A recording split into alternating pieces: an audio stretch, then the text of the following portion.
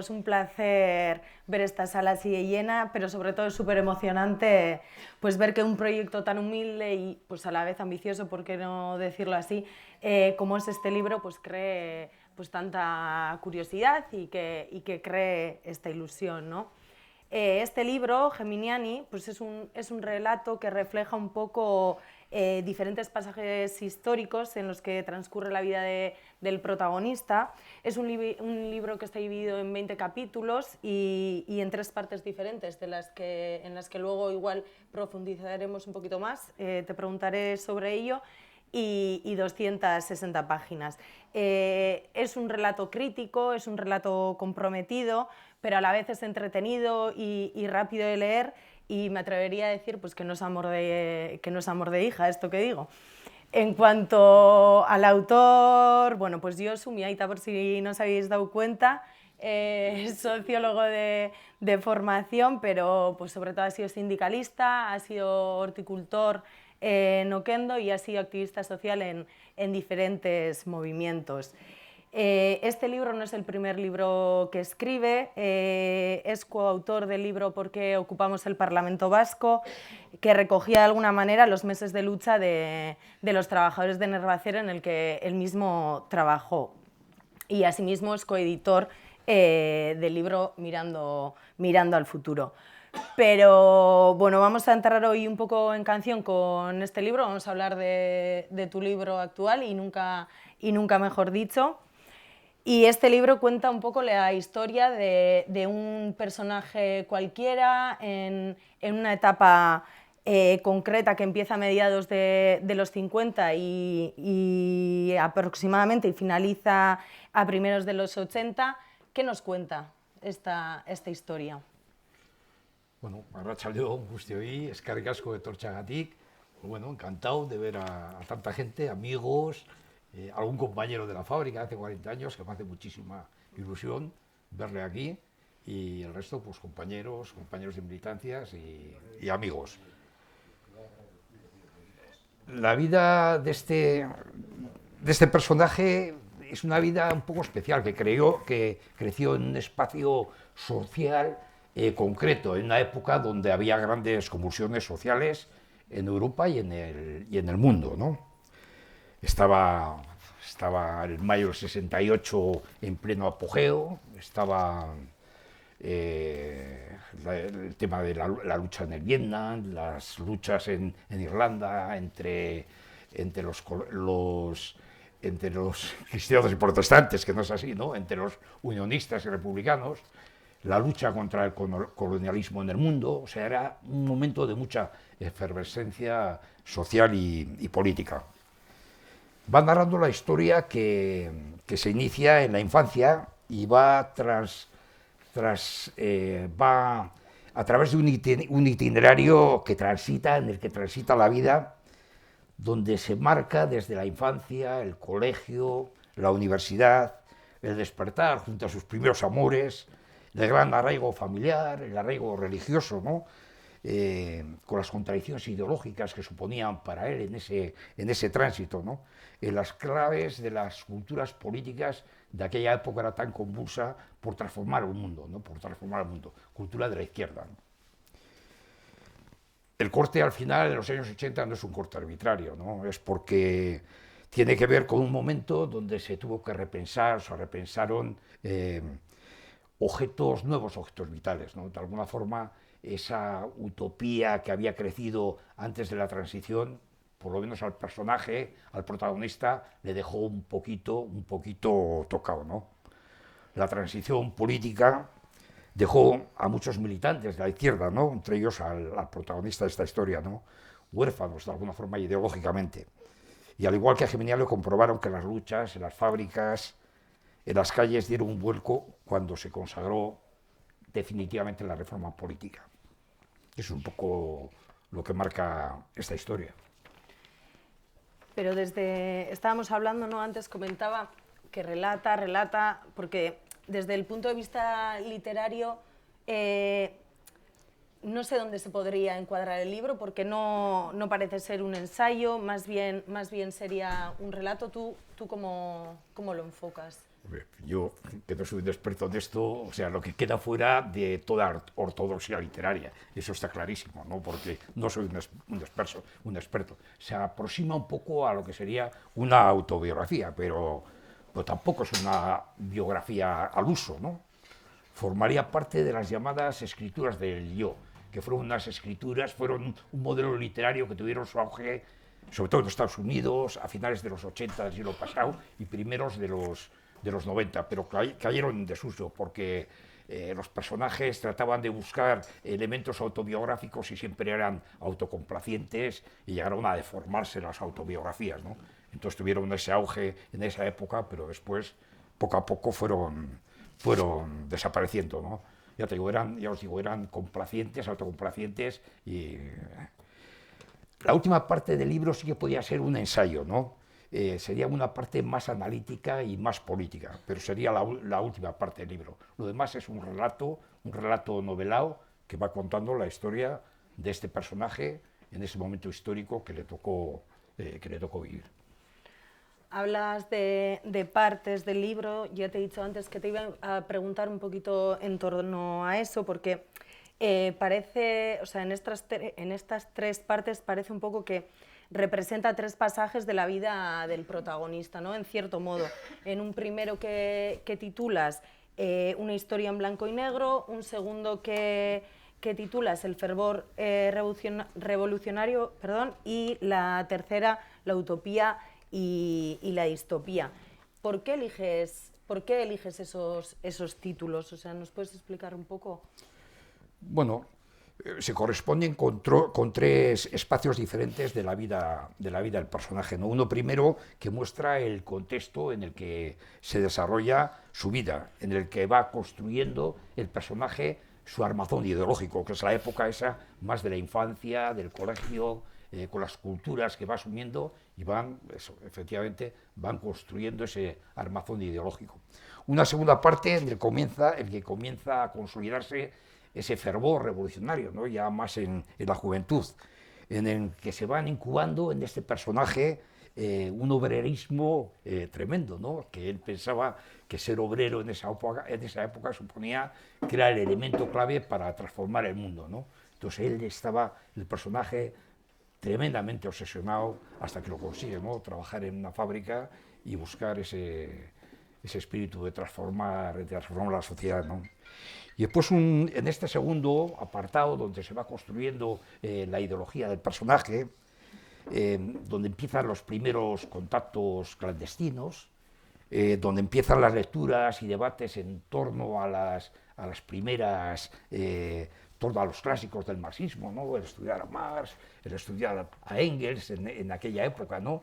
Y yo he separado aquí cosas que aparecen en el libro, pues 4 apartados de esa doctrina que este personaje, lo mismo que muchos de los que estamos aquí, pues nos hemos empapado de ellas, ¿no? Una primera que en torno a las 4 tesis filosóficas de Mao, ¿no? Cuando habla sobre la contradicción, ¿no? Las contradicciones en el seno del pueblo, ¿no? Pues aparecen de alguna forma reflejadas en el libro. Las críticas al izquierdismo de Lenin, ¿no? Tirando del libro ese enigmático de Lenin que decía el izquierdismo, la enfermedad infantil del leninismo, ¿no? que decía Lenin, ¿no? Las polémicas que tenía Lenin con Rosa Luxemburgo a cuenta del derecho a la autodeterminación, y ahí reflejo un episodio que tuvieron ambos, porque en el Congreso, me parece que fue sobre 1911, del Partido Socialdemócrata austriaco, resulta que le hace una crítica Rosa Luxemburgo y le critica a Lenin, ¿no? Porque no había recogido el derecho a la autodeterminación. Eso genera una controversia con Lenin terrible, ¿eh? Le acusa de solo mirar en el practicismo, no entrar en los conceptos más trascendentes revolucionarios y dedicarse a críticas que hoy mismo aparecen, ¿no? Le criticaban así a Rosa Luxemburgo, ¿no? Y después, por señalar otro libro de los que aparecen ahí, es el de el Pulitzer, ¿no? Que seguramente todos de aquí habremos tenido alguna lectura del libro, ¿no? Los principios elementales del materialismo. Bueno, esas cosas aparecen como parte de ese catecismo que el personaje, pues, a lo largo de ese periodo de formación, pues va señalando, ¿no? Todo ello en el fragor de la lucha antifranquista, ¿no? Y el auge de un movimiento popular vasco que tomaba un protagonismo en esa época muy importante. Comentabas al principio un poco por encima, pero creo que sí tiene bastante importancia en el libro la parte religiosa, ¿no? Tiene mucha importancia, está muy presente en la vida del protagonista. Incluso en el prefacio del libro hablas de la importancia que ha tenido la religión en alguna manera en la construcción ideológica del protagonista. Sí, efectivamente, es así. Y lo difícil, ¿no?, que supuso romper con ese arraigo que había formado parte de la vida estructural del personaje.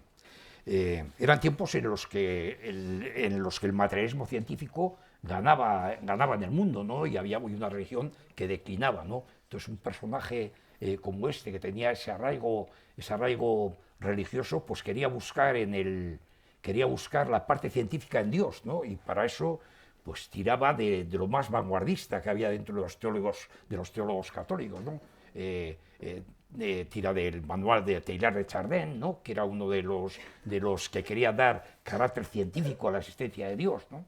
El libro El fenómeno humano, ¿no?, además un teólogo que está muy reconocido en el ambiente científico y tal, porque analizaba desde el punto de vista científico absolutamente todo, ¿no? Y bueno, ahí buscó esa forma de darle sentido científico a la vida, ¿no? Con esa contradicción que tenía entre lo religioso y ese avance de la ciencia, ¿no?, que se daba en esos momentos. Y también pues, se refleja en el libro pues, otras lecturas, ¿no?, de Helder Cámara, ¿no?, que era un teólogo vanguardista que fue precursor brasileño, que fue el precursor de lo que posteriormente sería la teoría de liberación, ¿no? Esas lecturas parece que pues, hacían un poco de contrapeso a ese renacer de los aspectos más científicos que aparecían en ese momento, ¿no? Antes, cuando hablábamos de las partes del libro, decías que la tercera, que es la última, es igual la más ensayística, y ahí es también cuando le dedicas un apartado especial, a la lucha armada, especialmente a la de ETA. ¿No es un poco atrevido introducirse en un tema que es pues, tan controvertido? Bueno, yo lo he puesto aquí situándome en aquel contexto, o sea que las cosas hay que verlas no desde la situación que tenemos ahora, sino en el contexto en que se desarrollaba la historia. Ahí, claro, era un momento crítico donde el movimiento obrero declinaba y aparecieron en Europa movimientos armados de vanguardia que yo creo que en el decaer de ese movimiento obrero ellos se erigían como guías armadas de un movimiento obrero que iba decayendo, ¿no? Está el caso de la fracción del Ejército Rojo en Alemania, las Brigadas Rojas en Italia. Pues más cerca aquí tenemos los comandos autónomos, los que daban un poco a la lucha armada, un sentido más social, más obrerista, Iraucha también aquí, ¿no? Y en el Estado pues tenemos el Grapo y el FRAP, ¿no? Todos ellos surgieron en ese momento en que la transición, aquí en el Estado, la transición tomaba cuerpo y eran movimientos que de alguna forma se rebelaban con ese asentamiento de la reforma política, ¿no?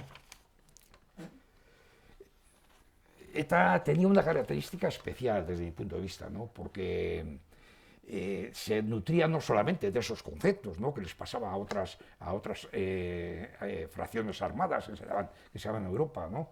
Tiene la característica que sea muy influenciada por los movimientos anticolonialistas de la época, muy influenciadas, y además tenían yo creo que un apoyo en el movimiento popular vasco muy importante, y sectores importantes de la izquierda, y eso es una reflexión que hago yo, importantes de la izquierda, que se vieron un poco truncados cuando la reforma se hizo efectiva, que se agarraron a ese elemento casi de resistencia frente a una reforma que se consolidaba, ¿no?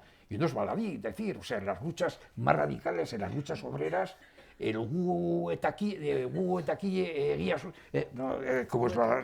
Sí, Herria Suequín, ¿no? O sea, nosotros con ETA, ETA con nosotros, y cosas más gordas que se decían en las manifestaciones, ¿no? En el fondo, claro, es que ETA yo creo, ¿no? ETA se constituyó como un elemento casi fáctico, ¿no? Que fue un contrapoder frente al Estado, ¿no? Y la gente, de alguna forma, en aquella época, estoy diciendo, no estoy haciendo un análisis político de lo que es ahora, sino de cómo se veía entonces, ¿no? Pues bueno, ante una reforma que se iba sentando, y el proyecto revolucionario de mucha gente de izquierdas no se veía en perspectiva, pues la gente se agarraba a eso, ¿no? Alguien que se enfrentaba al Estado y se enfrentaba de forma armada, ¿no? Y yo creo que ese es un poco el elemento que... situado en el contexto aquel, simplemente quiero decir eso, situado en aquel contexto. O sea, que, bueno, perdón, un momentito, no. Que tenía, ¿no? O sea, la lucha armada de Euskadi continuaba siendo un mito en el que seguía creyendo buena parte del movimiento radical vasco, como si fuera el último y el único asidero que permitiera sostener la bandera de la resistencia nacional y de la propia revolución. O sea, hay gente que se situaba ahí. Pese a que en el libro se narre de alguna manera la historia de esos años desde la perspectiva de Geminiani, tú has comentado alguna vez, ¿no?, que este libro no tiene pretensión histórica. ¿A qué te refieres con que no tienes pretensión histórica? No, porque bueno, lo que quiere decir con esto es que el libro no es un libro histórico, sino simplemente recoge pasajes históricos de la época y seguramente no estarán muy bien recogidos, ¿no? Porque no es el sentido del libro, ¿no? Hablará de los momentos más importantes de esa época de la transición, pero bueno, no tiene esa pretensión histórica, por eso quiero dejar constancia de ellos, ¿no? Lo que pasa es que se cuentan pasajes, evidente, estás contando la vida de un personaje en ese contexto histórico, hay cosas que tienen que aparecer, ¿no? Obviamente tienen que aparecer, para situar las cosas en el contexto, precisamente, ¿no? Se puede deducir del libro que el protagonista de alguna manera se siente pues frustrado por la reforma política y bastante tocado ideológicamente. Ese adiós a la clase obrera deja una visión pesimista de la historia. Bueno, el propio subtítulo, cuando habla de yo he visto llorar a Dios y a Lenin juntos, recoge esa metáfora, en esa metáfora recoge la muerte de los grandes relatos de la modernidad, ¿no? Recoge ahí en ese apartado, ¿no? Los grandes relatos que construyeron un modelo de sociedad que trataba de liberar a la humanidad. Fueron el modelo, nos va a leer aquí para a los llamados metarrelatos, ¿no? La finalidad estaba sustentada en legitimar las costumbres morales y sociales y políticas. El relato cristiano que pretendía y que prometía la salvación a través de la redención divina. El relato ilustrado que permitía o que pretendía la emancipación a través de la luz de la razón y de la educación de masas, o el relato liberal burgués basado en el progreso indefinido de la ciencia y de la técnica, y finalmente el relato marxista, ¿no? De la abolición de la injusticia a través de la socialización de los medios de producción. Esos eran los grandes relatos de la modernidad que, de alguna forma, como Lyotard, ¿no?, plantea en torno a esos metarrelatos, viene a decir que con la modernidad cayeron de alguna forma esos grandes relatos de la modernidad.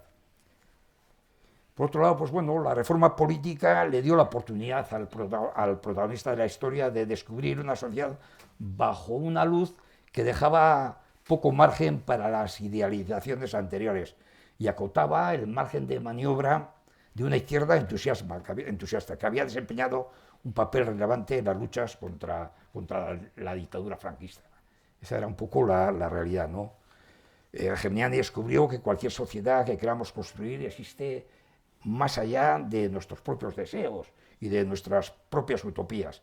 Y aprendió de Mao, una cosa que le dejó marcado, que el marxismo no es un dogma, ¿no?, en sí mismo, sino que es una guía para la acción política. Eso lo aprendió, ¿no?